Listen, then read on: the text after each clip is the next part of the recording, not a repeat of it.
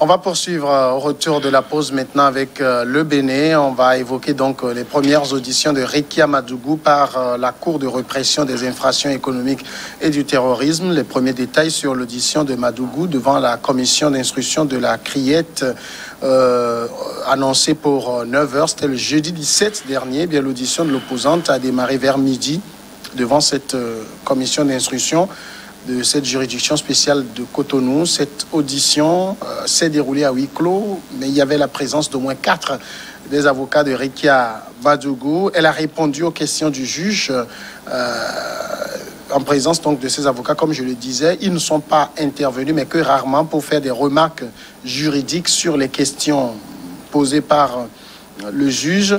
Après cette étape, la commission d'enquête de la Criette peut décider de la confronter aux autres personnes inculpées dans l'affaire. On se rappelle également le professeur Joël Aïvo est inculpé pour quasiment les mêmes faits. Nous nous engageons dans la confrontation pour clarifier ces contradictions et pour observer l'attitude de l'un envers l'autre. C'est ce qu'a expliqué donc Jacques Kodjo, qui fait partie donc des juges qui ont écouté l'opposante béninoise. On n'a pas appris grand-chose de l'audition. Puisque le dossier ne contient pas grand-chose.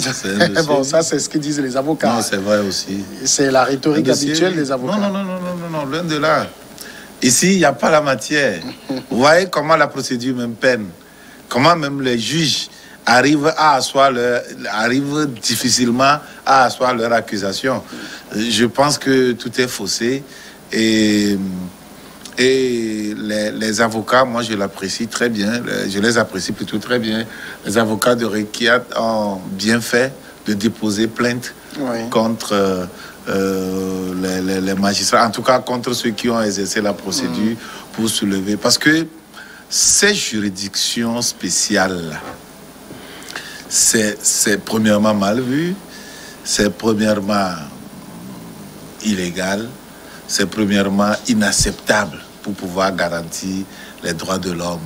Et je pense que la Cour africaine des droits de l'homme et des peuples a sorti une décision pour pouvoir dénoncer d'ailleurs ces juridictions spéciales sur lesquelles le Bénin se base pour vraiment faire du tort à ces citoyens. Du moins, c'est le Bénin, le gouvernement, le pouvoir béninois se base pour faire du tort à ces citoyens.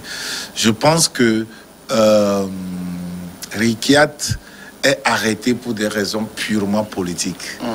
Elle a fait peur à un moment donné. Elle a fait bouger les lignes. Elle a fait trembler le pouvoir de Talon. Et le pouvoir de Talon voulait simplement lui régler des comptes. Le professeur Joël Aïvo, je le connais très bien. Il m'a eu en master. C'est l'un des meilleurs constitutionnalistes que notre continent a connu.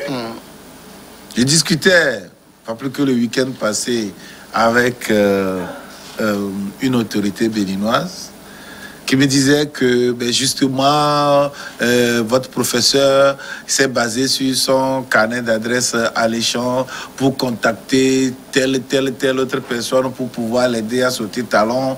Et donc il avait contacté Obasanjo, il a contacté Fort, il a contacté telle autre personne pour pouvoir l'aider. C'est là où il a reçu l'argent pour faire quoi là non, mais des choses très hallucinantes qui n'ont pas de quintessence, qui n'ont pas de noumène.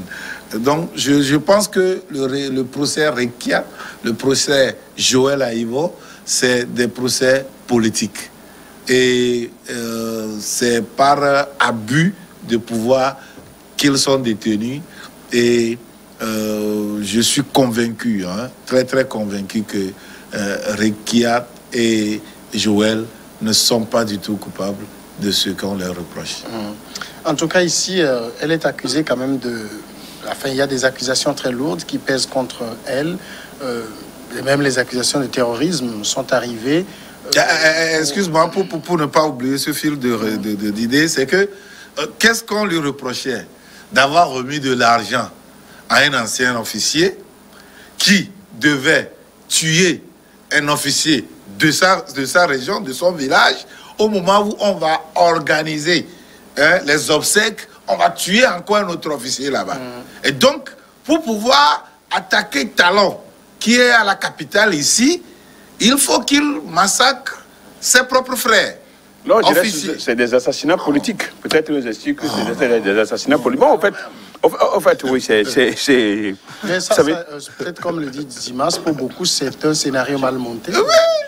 Non, est-ce que c'est bien monté quelque part? Au moins qu'il y ait un peu d'intelligence dans la chose. Ça n'a jamais été bien monté quelque part dans tous les pays africains. Quand vous êtes opposant, on veut se débarrasser de vous, ben, on file mal le coton. On file mal le coton, on vous envoie en prison. Donc ça n'a jamais été mal monté. Hein? C'est des supputations. Ça n'a jamais bien monté. Donc c'est des supputations. Et puis, des fois même, on vous arrête. Et ce sont dans vos portables, on fouille dans vos portables. C'est avant de trouver quelque chose, un message que vous avez envoyé à quelqu'un. Ah, il y a ça. Il y a ça. C'est ça mon arrestation, non? Non, quand j'étais arrêté, ils étaient venus chez moi. Et puis ils ont vu la photo du préfet qui est d'Agou. C'est un officier qui avait ordonné qu'on tire sur les gens. Et j'avais les blessés avec le photo. Ils disent, ah, il y a ça. Et c'est sur ça. Donc tu vois, on arrête les gens. On n'a pas trouvé de motif. On n'a pas trouvé de motif. C'est dans les portables. Et on fait quoi avec les portables? Portables, c'est des sujets personnels. Mon portable, c'est mon portable.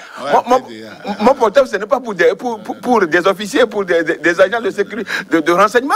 Mais c'est comme ça ça se passe. Et c'est comme ça se passe sur le continent.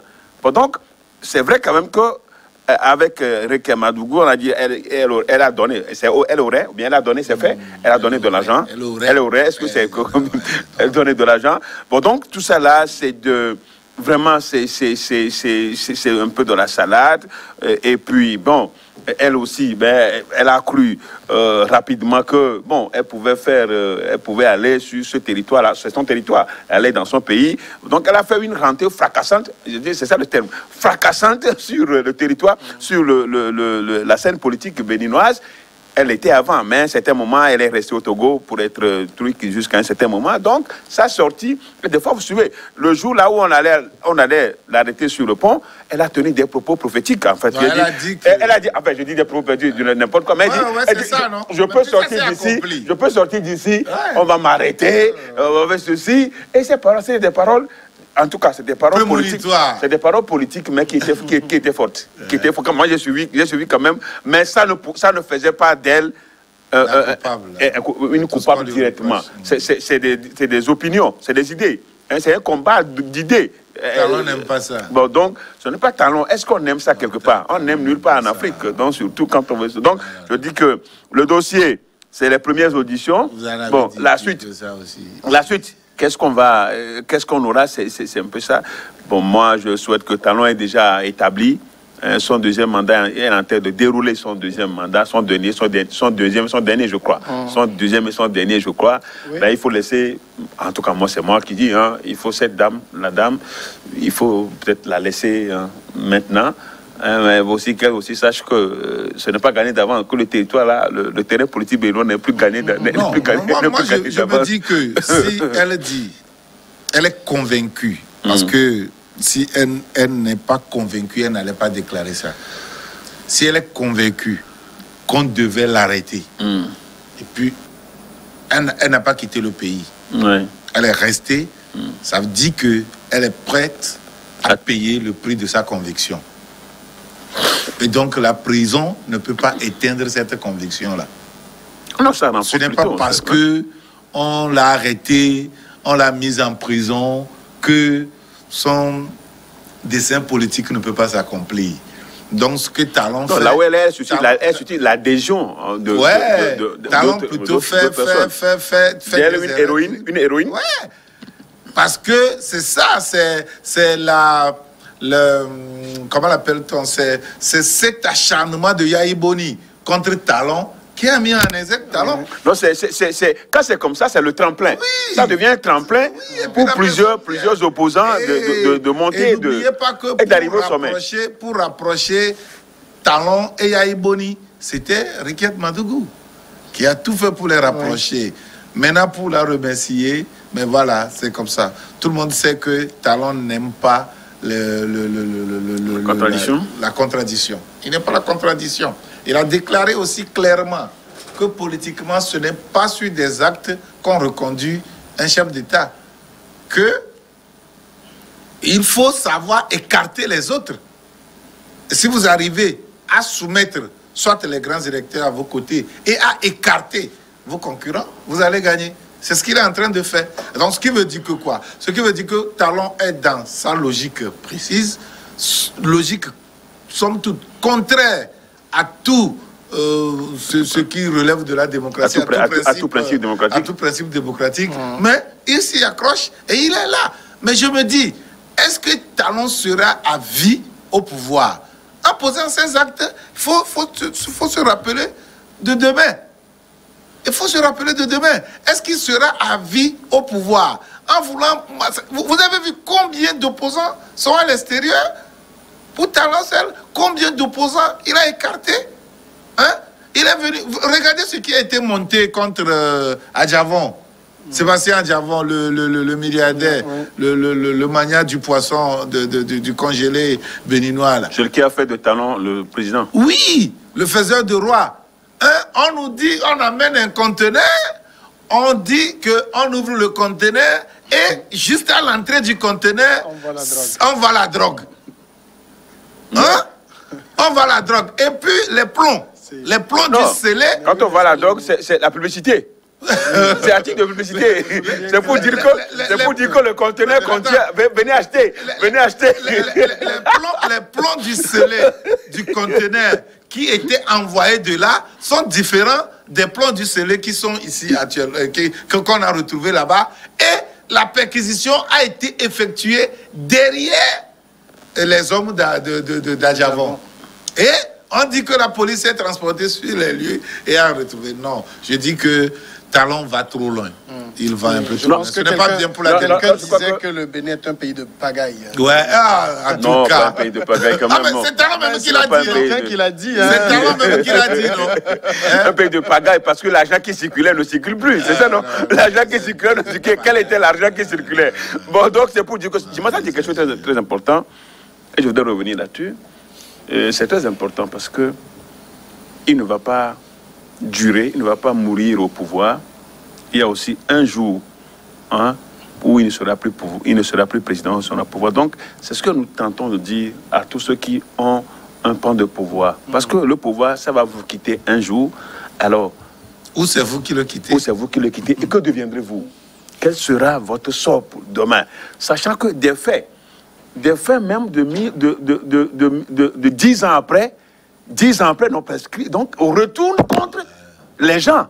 Bon, donc, quand on a un pan de pouvoir, moi, à la mairie, je fais tout et tout pour que quand je quitte là, que derrière moi, qu'il n'y a pas de choses qui me rattrapent demain. Je crois que ça doit interpeller.